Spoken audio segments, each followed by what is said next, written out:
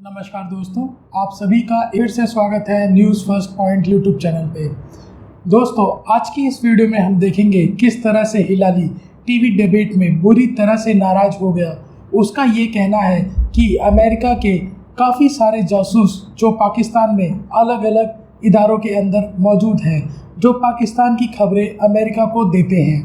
वहीं दूसरी तरफ डिबेट में हम ये भी देखेंगे कि बांग्लादेश ने जो अपना चिटागांव पोर्ट भारत को दिया है और अपने जो ट्रेडमार्क हैं वो ट्रेड करने के लिए खोल दिए हैं, उनका सबसे बड़ा कारण एक ये भी हो सकता है कि जो बांग्लादेश की कॉटन इंडस्ट्री है उसका 98% कॉटन जो है इंडिया से जाता है रॉ मटेरियल।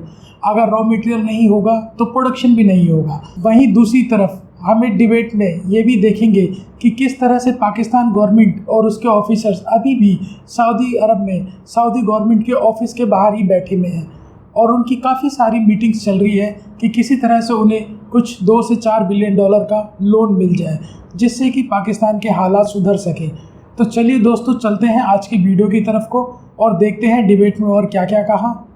और वो आगे हैं। मुझे तो समझ नहीं आता है, ये जोक कर रहा था। लेकिन देखिए हिलाली साहब, आपको बताता हूं। हिलाली साहब यहाँ पर ऐड कर लें, एक और सवाल ऐड कर लें। अब बिल्कुल आपने सही कहा कि हो सकता है डोनाल्ड लू झूठ बोल रहा हो, लेकिन उसे ये तो पता था कि तहरीक अदम एतमाद आ रही है। उसको ये मालूम था कि अदम एतमाद आ रही है, पूरा डिजाइन उसको मौजूद उसके पास था। कहां से आया फिर वो सारा डिजाइन? वो किसी ने बताया होगा, कोई उसमें शरीक होगा कि या उन्होंने किसी से शेयर किया होगा। इसके अलावा कैसे पता चल सकता था? आप समझते हैं समी साहब के 70 साल के इंटरैक्शन के बाद जिस किस्म के पैसे एक्सचेंज होते हैं, जिस किस्म के हथियार आते हैं और उनसे जिस किस्म के लोगों के साथ उनका पर्सनल रिलेशनशिप है, आप समझते हैं कि they can't tell what is going to happen? वो तो बहुत अच्छी तरह जानते हैं और इनके बहुत सारे इन्फॉर्मेंट्स हैं। ये कोई बड़ी बात नहीं है कि पता करना कि इस वक्त एक लीडरशिप ऑफ द एस्टैब्लिशमेंट का क्या ख्याल और सोच है, वो खुद बता देंगे।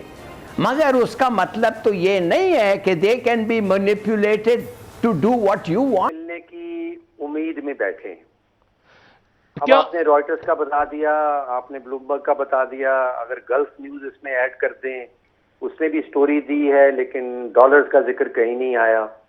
अरब न्यूज जो सऊदी अरेबिया का अपना अखबार है वो कहता है डिस्कस द पॉसिबिलिटी, दोबारा से वही डिस्कस का लफ्ज। अच्छा, आप जॉइंट स्टेटमेंट में आ जाएं जो मुश्तरका ऐलान किया गया है पाकिस्तान सऊदी अरेबिया की तरफ से, उसमें 3 नुकात मेन हैं ऑपरेशनल जो कहलाते हैं। पहले तो वो कहते हैं कि अफर्म्ड इट्स कंटिन्यूड सपोर्ट, कि सऊदी अरेबिया जो है वो इस चीज का ऐलान कर रहा है कि वो पाकिस्तान की हमायत बरकरार रखेगा या मुसलसल हमायत बरकरार रखेगा। ठीक है। फिर उसके आगे वो लिखते हैं कि इंक्लूडिंग द डिस्कशन, यानी कि इस हमायत के अंदर ये डिस्कशन भी शामिल है। तो ये दोबारा से वही डिस्कस का लफ्ज आ गया है, डिस्कशन हो रही है। अच्छा। और फिर वो तीसरा जुमला लगाते हैं कि एक्सप्लोरिंग ऑप्शंस। तो कुछ ना कुछ हो रहा है, ऑप्शंस एक्सप्लोर हो रही हैं, डिस्कशन हो रही है। लेकिन डॉक्टर साहब, मुझे महसूस ऐसा हुआ जो मुश्तरका ऐलान है जो मई 1 का है और फिर अप्रैल 24 का एक IMF का स्टेटमेंट है जो बड़ा वाज़ेह है, उसमें और जो मुश्तरका ऐलान है सऊदी अरेबिया और पाकिस्तान का, उसमें बहुत सारी चीजें जो हैं वो कॉमन है। डॉक्टर साहब जरा सीधी पहले तो ये बताएं, पैसे मिले नहीं मिले? हमें पैसे मिलने की उम्मीद में बैठे डॉक्टर साहब, अभी नहीं मिले। अभी नहीं मिले? अच्छा, अभी नहीं, एक मिनट, उम्मीद में बैठे। अच्छा, हमें IMF से भी नहीं मिले, हमें सऊदी अरब से भी नहीं मिले, तो ये मुझे अच्छा, चले आगे चलते हैं। एस्टिमेट और जो मैंने इस पर स्टडी किया, करीब 20 बिलियन डॉलर का प्रॉफिट और फायदा या मुनाफा इसको बांग्लादेश से आता। तो बांग्लादेश के लिए, जैसे जो हमारे लिए IT है वो ये कॉटन वाला बिजनेस है। और इसमें पेज कहां फंसा चीमा साहब? ये तो हो गया डाटा, पेज कहां है, प्यार कहां है, टकरार कहां है? प्यार और टकरार यह है चीमा साहब, जो 98% कॉटन जाता है रॉ मटेरियल, वो इंडिया से जाता है।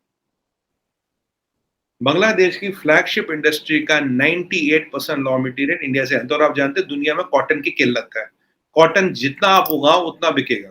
हमारे यहाँ कॉटन बहुत उगता है। तो जो दीदी को पता, जो उनकी फ्लैगशिप इंडस्ट्री है, उस जो फॉरेन एक्सचेंज अर्नर है, जहां से 20 बिलियन एक का उनको मुनाफा होता है, उसका 98% रॉ मटेरियल इंडिया से जाता है। हम चाहें तो आज हम वही चीज अपने यहाँ कर सकते हैं, पर हमने किया नहीं है।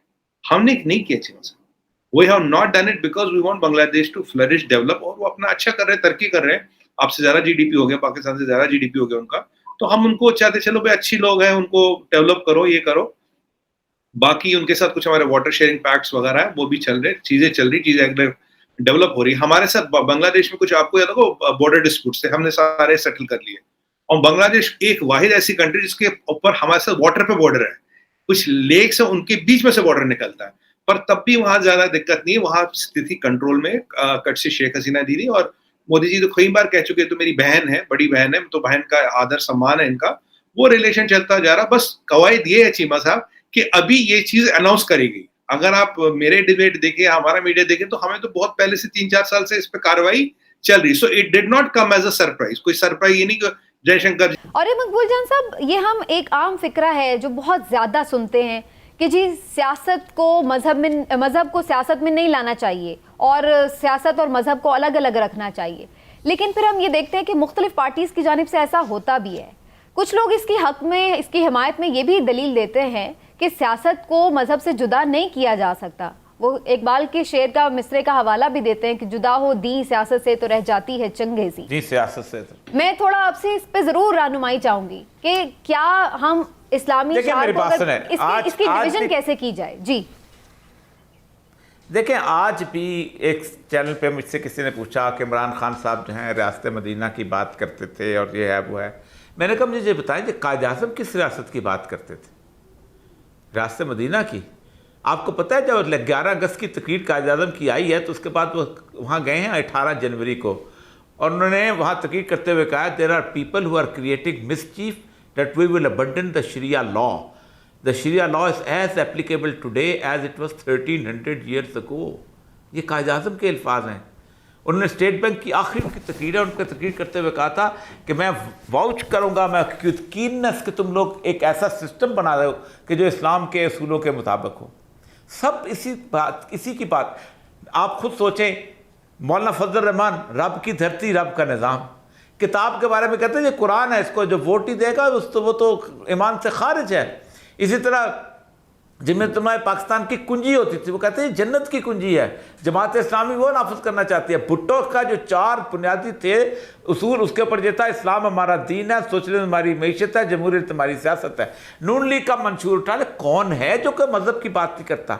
असल मसला ये नहीं है कि मज़हब का इस्तेमाल नहीं करता, हम मज़हब को एक्सप्लॉइट करते हैं उसके नाम को। यहाँ पर हम समझते हैं कि जो मज़हब मुझे फ़ायदा मंद होता है जहाँ, वहाँ मैं उसको एक्सप्लॉइट करता हूँ। वही यही मसला है और यही हमारी बुनियादी ख़राबी है जिसकी वजह से हम आगे नहीं बढ़ सके। आप खुद सोचें कि तमाम जितनी भी पार्टियाँ हैं ये